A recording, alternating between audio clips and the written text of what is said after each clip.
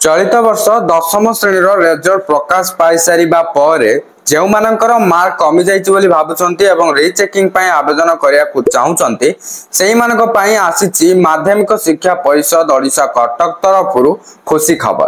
देखंतु फाइनली आम पाखरे पहुंची सारिछि ऑफिशियल नोटिफिकेशन। एतो द्वारा संपृक्त समस्त व्यक्ति विशेषक अवगति निमंते जणाई दिया जाउछि जे वार्षिक हाई स्कूल सर्टिफिकेट परीक्षा 2024 पय सब्जेक्टिव एवं ऑब्जेक्टिव विषय पुनः जांच बा checking of addition of marks एवं सही खाता गुड़िकर अबिकल नकल बा scanned copy of answer books पई दरखास्त और फीस दाखल प्रक्रिया तारीख 29/5/2024 ठारो आरंभ होई निम्न कार्यसूची अनुसार शेष हबो। ऑनलाइन आवेदन करिवार नियमावली www.bscodisha.sc.in वेबसाइट रे उपलब्ध हेबो। उभय फीस और फॉर्म केवल ऑनलाइन माध्यम रे तारीख 12/6/2024 मध्यरात्र सुधा दाखल करिबाको हेबो। एही ऑनलाइन आवेदन प्रक्रिया अनवरत 24x7 चालू रहिबो। बोर्ड कर्तृपक्ष एही प्रक्रिया को समाप्त करी संशोधित मार्क स्टेटमेंट प्रदान करिवे एवं खातार अबिकल नकल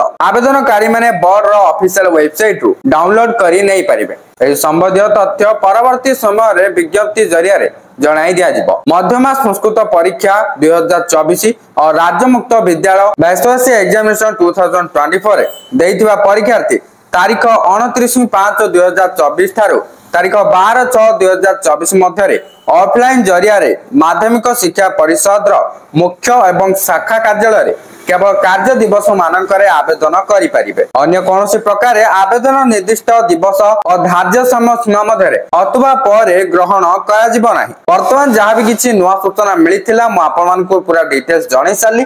वीडियोटा को शेयर करी समस्त पाखरे अपडेट को पहुंचाई दियंतु।